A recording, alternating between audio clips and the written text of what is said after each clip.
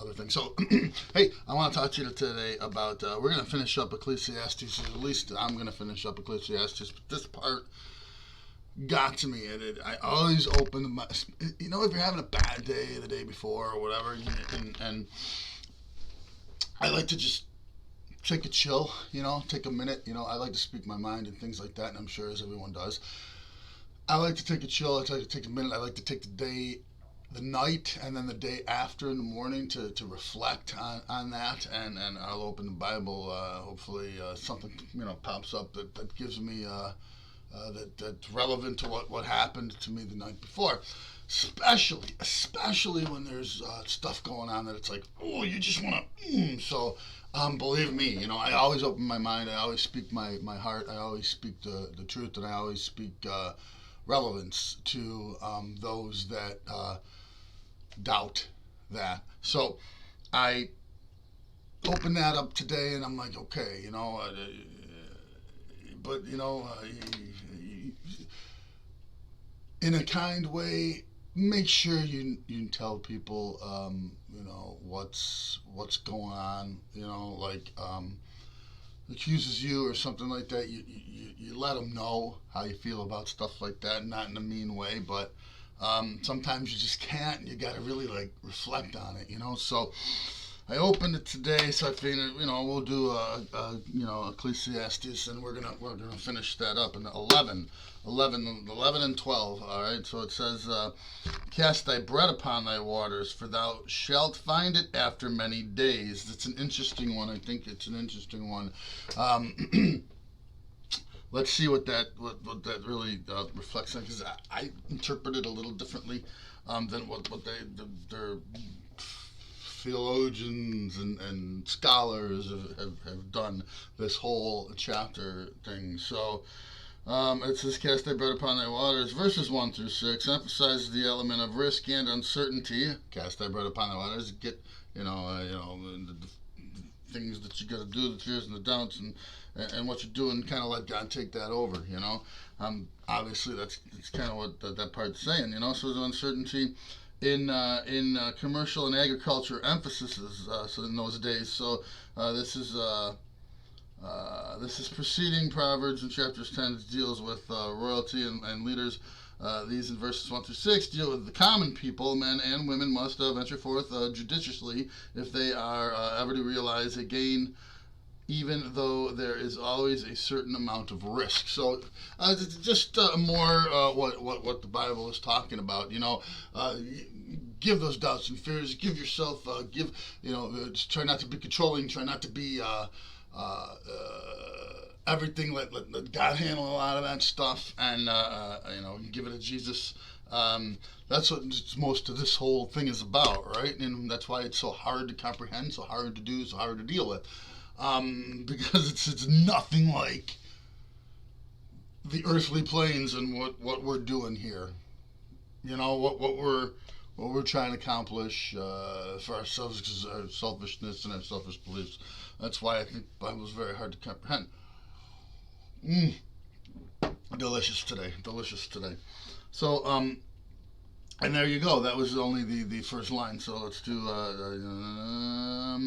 11:3. "If the clouds be full of rain, then empty themselves upon thy earth, and if the trees fall forward to the south or to the north, in the place where the tree falleth, there it shall be." Sleeping dogs lie, right?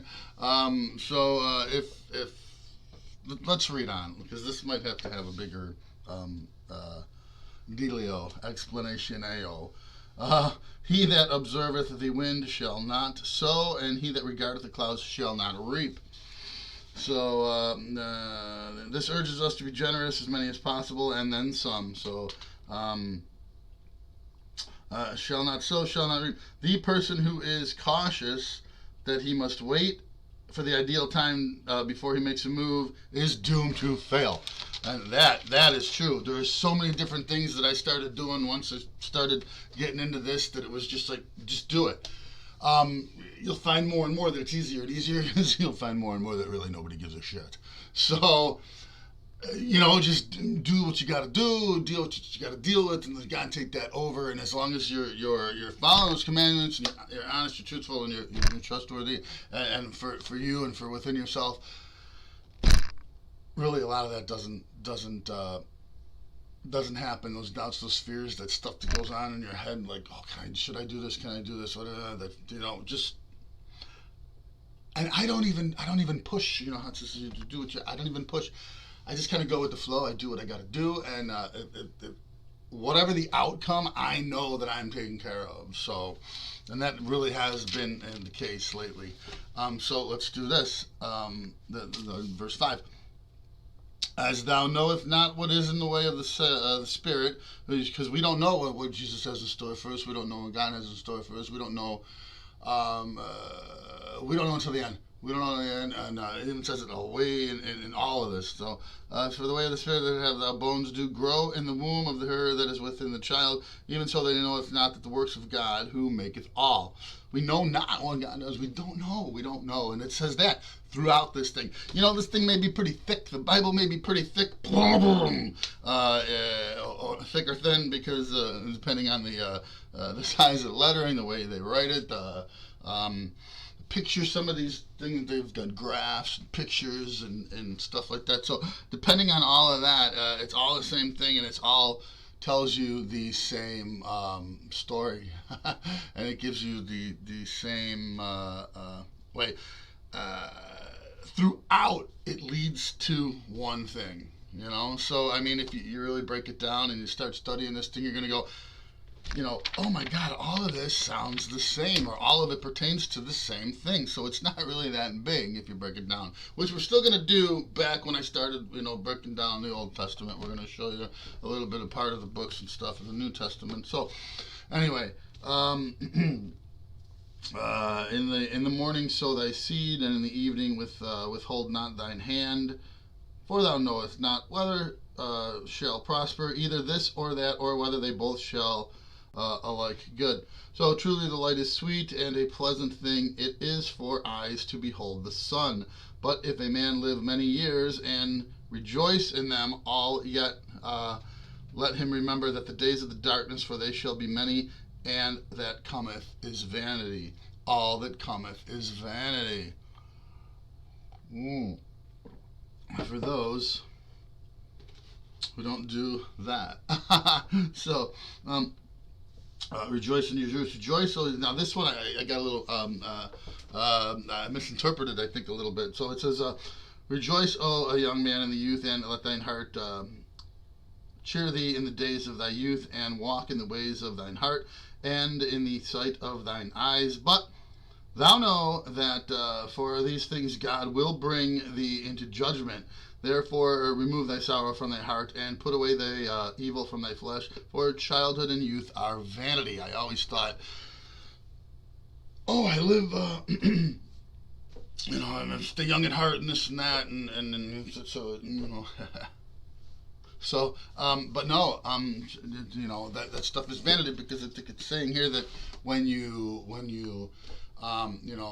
rejoice, as you're young, do that, because a lot of that, when you're young, when all of us are young, we're still learning, we don't know, we don't really even study this. It comes, which is a weird story, I was in church with my grandmother, and a lot of times you listen, and my aunt said this too, you listen and you're like, when you're a child, you don't understand any of it. I mean, it just sounds like weird to you, and I think that, when I got older and I started studying this stuff, it's just pretty plain English if you look at it. I mean, it's written, and there's other ones that take out the this and the that and the that, and the then and thou, and it's plain English. But it's plain English back then too, I would think, right? I mean, really. But you're not listening, you're not hearing. You're a child. You're stubborn. You're still learning, and which is weird, because maybe it is. Maybe we don't hear it. Maybe we don't understand it. But it's like one of those things like you see in a sci-fi movie, or whatever. You're a child, and you're like, I don't get that. And then you grow older, and you're like, wow, is that what they were saying? But it really didn't sound like that. And to me, that's really what it was too. It sounded like foreign language almost when you're a child in church. So But you'll be judged. You'll be judged on everything you do. So stay cautious, even when in your youth that you can't even understand it. That's that happens. You'll be judged. So let's go over it just a little bit. All right, because this is in 12. I'm not even gonna do 12. I'm not even gonna do 12. But we will. We will. I really kind of dug this one. So anyway, I gotta get it rocking and rolling. Oh, 606. Oh, that's really good. So anyway, as you walk in the ways of thine heart, this verse is not a invitation to live sinfully in sensual pleasures. Instead, it urges young people to enjoy themselves completely, while not forgetting that God will review the quality of their life. See? Enjoy it, because after it should be taken away. And it's funny, because the more and more I get into this, the more and more I'm trying to get rid of some things, or maybe sell some things that were just kind of the youth. It's been proven difficult. Some things are just respond to. Anyway, it says, but because you can't take it with you, right? You can't take it with you. So anyway, so that's it. Real quick with the remember your Creator, verse 12. We're doing Ecclesiastes 12. We're doing a 12. Remember now thy Creator in the days of thy youth, while the evil days come out, not nor the years draw nigh, when while the sun or the light or the moon or the stars be not darkened, nor the clouds return to them after the rain, in the day when the keepers of the house shall tremble, and the strong man shall bow themselves, and the grinders cease because they are few, and those that look out the windows will be darkened. It keeps going on and on with this crazily metaphoric poem. When I looked into it, it really had nothing to do with it. But I was thinking about that it was. So the words and the wise are the good, just as well. Anyway, you know what? I'm gonna put this down. I'm gonna pick up the English Standard one, so some of you can understand a little bit more of that one. No, maybe I won't, because Ecclesiastes, I'm not on it. I'm not on Ecclesiastes, the child. I don't even know. Oh, well. You know what? That's kind of funny. But,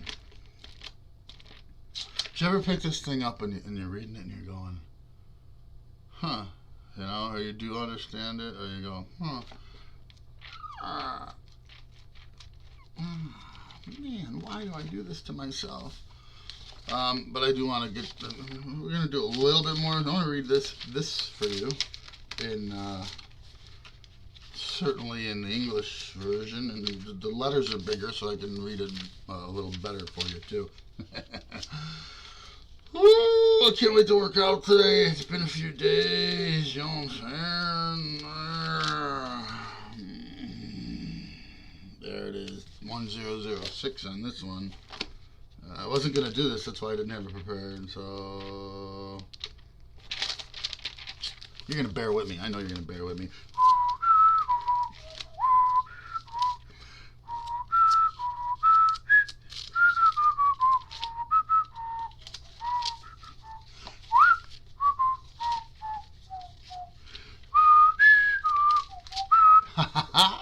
I like it.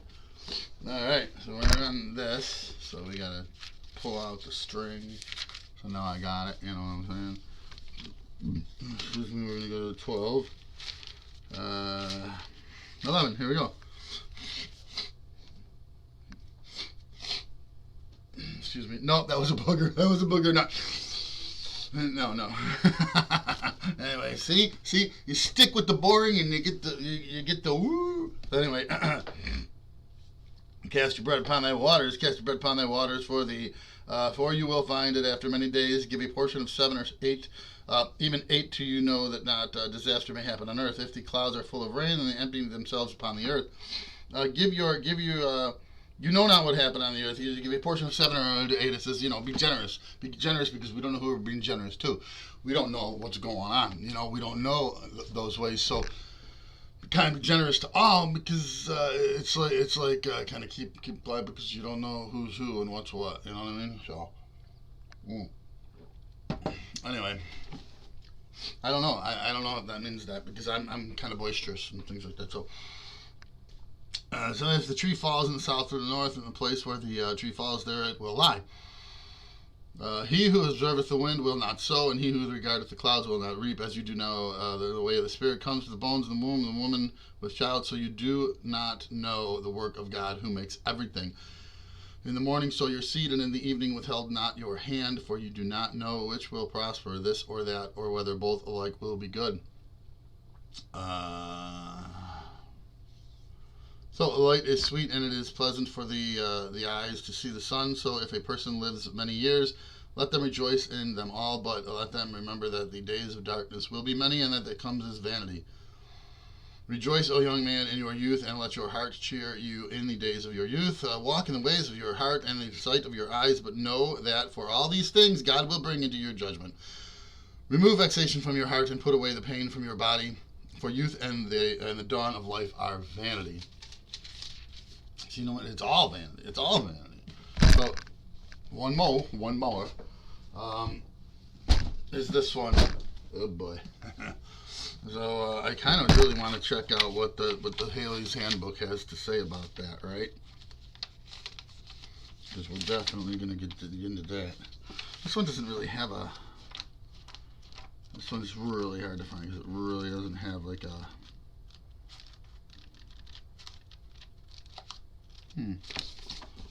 A thing of, you know. Darn it.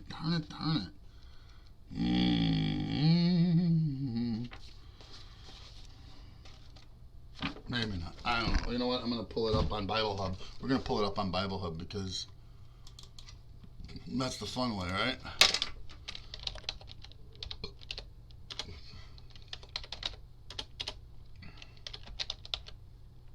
Look at these. Flipping through pages. I'm going to need these, right? Oh, there you are. Haha, she Jackson and Joy and let's see.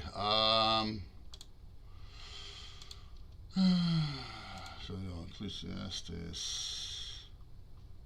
I'm gonna find out where it is too.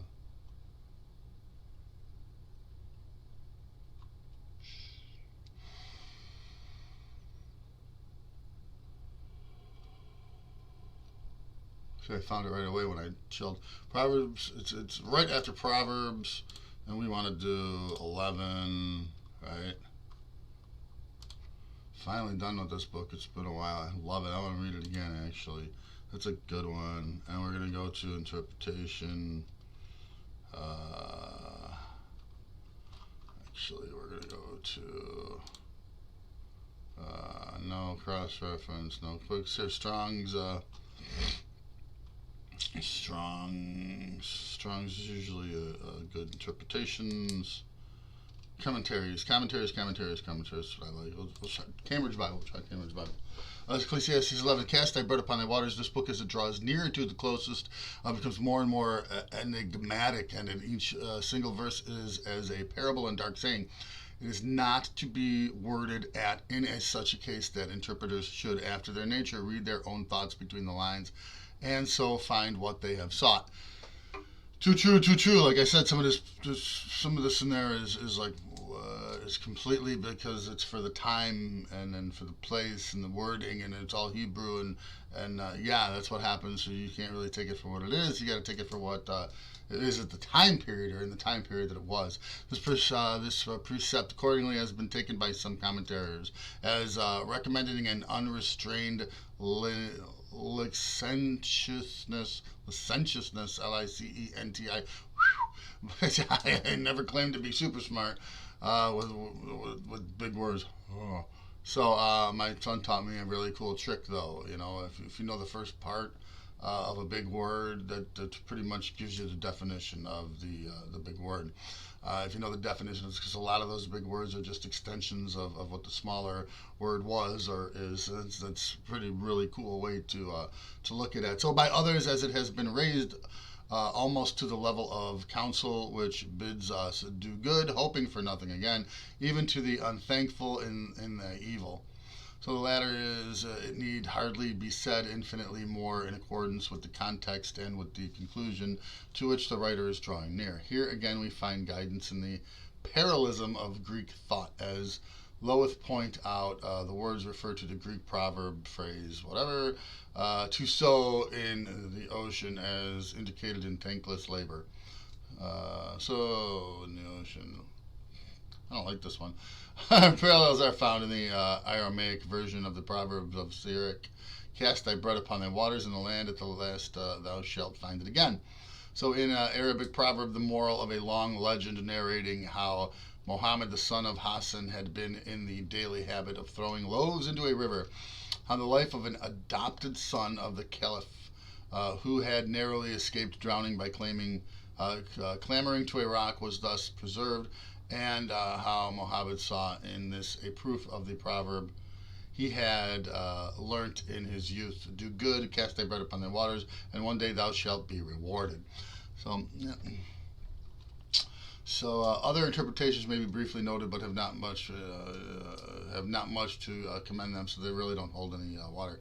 That the figure is drawn from agricultural, and that the corn is to be sown as well as irrigated field, but to give some meaning precisely to the opposite of the true one. This it is drawn from commerce and commends a venture spirit of enterprise like that of exporting corn, which in a certain it's a lot of agricultural. And here we go, 11:2, Ecclesiastes 11:2. It says, "I'll give a portion to 7 and also to 8." The precept is clearly a pendant to Ecclesiastes 11:1, and has received the same variety of interpretations following the same line of thought as before. We find it in the counsel to give freely as opportunities present themselves. Aha! Yes, the combination of 2:7 and also to 8 is like that of 6 and 7 in Job 5:19, of 3 and 4 in Amos 1:2, like the 70 times 7, or Matthew 18:22. A Hebrew form of the definite for the indefinite. There is in our acts of kindness to be no grudging narrowness in such things. Kind heaven disdains the lore of nicely calculated less or more. Oh, well, that's kind of cute. Kind heaven disdains the lore of nicely calculated less or more. And the reason given fits in this counsel. Thou knowest not what... That's a cool quote. Thou knowest not what evil shall be on earth. Hard times may come when thou shalt have no means for giving. Therefore, waste not the present opportunity. That is a great... Let me do that again slowly. Thou knowest not what evil shall be done on earth. Hard times come when thou shalt have no means for giving. When we don't have, when the people that like to give and give have no means to do so, and I've been there. Therefore, waste not the opportunity, because you give what you get. That's basically it, because that's what I'm thinking. Help those to whom you giveth to meet the hazards of the uncertain future. Help those to whom you give to meet the hazards of the uncertain future. Karma, right? You get what you give. You help those in need to maybe get that pay it forward kind of feeling, or somebody may pay it forward to you. So that's I'm gonna stop there. That was pretty good. I'm gonna pop up like Matthew 18:22, because there's these really cool cross references. And Jesus answered, I tell you not 7 times, but 77 times. Then Peter came to Jesus and asked, Lord, how many times shall I forgive my brother who sins against me? Right? And we know that one. Right? So I love, this might be easier than flipping through the pages of the book, but I do like the book too. So everybody likes the book. I did that one already. Luke 6. Says, oh, this is just all stuff. All right. Well, thanks be to God and thanks be to you for listening. I'm digging it. I don't even know how long this one went, but it went, and I liked it. Hopefully you did too. All right. Again, but you know what? Let's say a prayer before the day starts. Anyway, So there's only one.